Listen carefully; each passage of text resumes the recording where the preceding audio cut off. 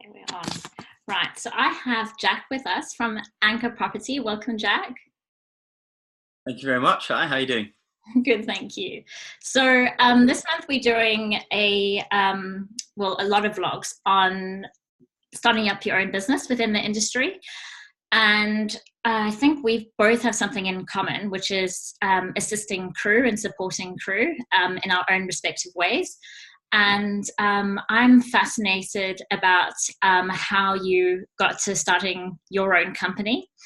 And something that we were discussing before, as an entrepreneur, I'm all about values, because I think it's so important to know what your values are as an organization and also to live up to them.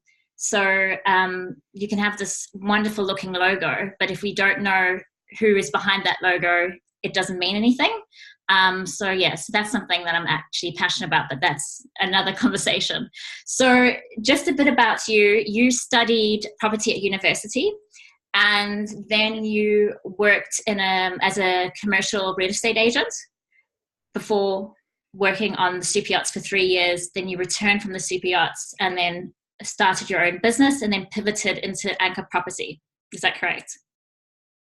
So as you said, I studied property at university, and then went into a very commercial job in London, and I was there for about a year before I kind of, as lots of people do, got the itch and decided that I wasn't really ready for it. I jumped on a plane and went down to Antibes and got my first job on a yacht. So I was on my first boat for a year, and for actual personal reasons, I ended up having to come home. And one of the things that we talk about a lot is exit strategies. And it's a good example there because I didn't have one at that stage. But when I went back to my second boat, Lady S, I was on there for a year and a half. I had a completely different attitude towards it and did have an exit strategy, which was coming home and starting the business, which has now turned into Anchor Property. So that's kind of how I got here. So 3 years in yachting and now back to property. Amazing. So what was the change? What happened for you between that first boat and the second boat and your change in mentality? Yeah, so basically, my first boat, Diamond A, like lots of first boats, I was 22, having an absolutely amazing time. I wasn't really thinking about much other than, just enjoying my salary and all those tips. And, my mind was blown by that. And then one day I had one of those phone calls from home that no one wants to get. And the next day I was on a plane, literally the next day back from Greece to the UK, unable to work because I had full-time other commitments, with the kind of not much savings compared to what I'd earned in my first year.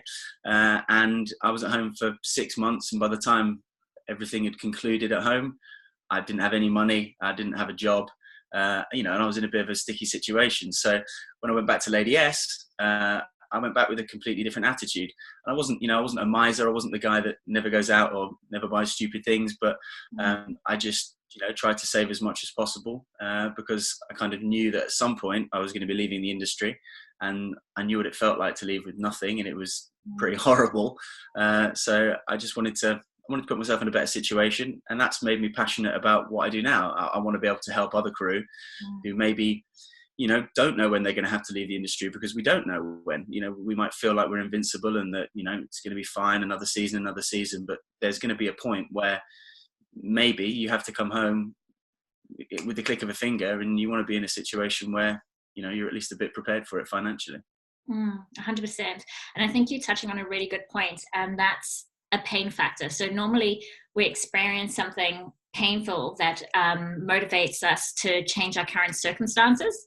And I'm assuming that's how your business came into fruition, because I know that was for me. I had a motor scooter accident actually, and I was made to I was housebound for 6 weeks and I couldn't move from the couch.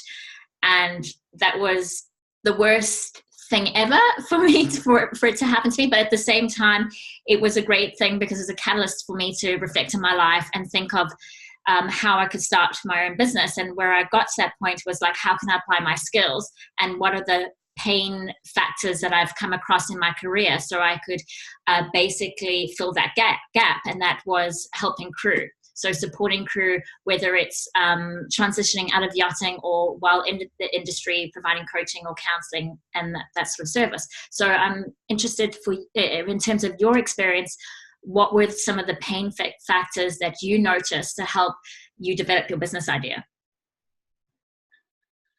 Yeah, so I think basically what happened is I had a family illness, and that person who was very close to me passed away, which, you know, massively affected my personality completely. You know, basically I was quite a selfish person before that, I think, maybe in hindsight, and after that I kind of, you know, just completely changed my attitude towards how I wanted to live and what I wanted to do. So when I left Lady S initially, you know, the people that I wanted to look after my family, I've got a younger sister who at that time was just, you know, she was a priority, and I would be at home, and it seemed like for at least a couple of years.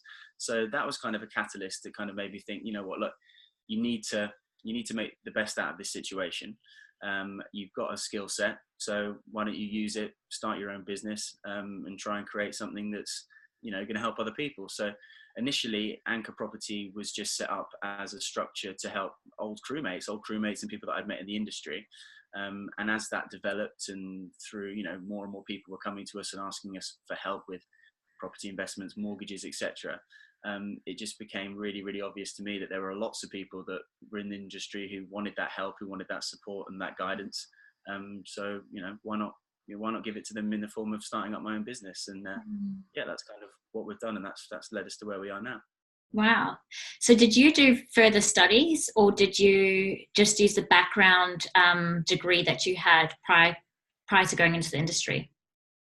Yeah, so obviously, I studied property for 3 years, and then went to work in London for a year in commercial property, did 3 years in yachting. And when I came back, I pretty much started up my own business off the bat. So I've got two businesses. One's called Kingcroft Homes, which is my own personal investment and renovation business. So to put it simply, we buy houses in the UK, renovate them, some development work, investment. And as part of that, yeah, I just learned more. I didn't necessarily go back to university, but I spent hours and days doing short courses and just networking and, you know, trying to learn as much as I could about residential property, because it wasn't something that maybe I was an expert at as I was before. So, yeah, in terms of that, I do. And I still learn. I mean, I'm still trying. I do courses all the time. I go to seminars, you know, I go to some really, really boring property law courses that, you know, just you have to struggle to stay awake through. But I think I enjoyed that, and I think that's incredibly important, because you can't really stand up in front of people and say that you're going to help them if you're not, you know, constantly learning yourself, because no one knows everything. And yeah, it's a key part of our ethos, I think, is to, you know, constantly bettering the service that we can provide. 100%. So were you doing some of those courses, short courses, on board while you were working in the industry?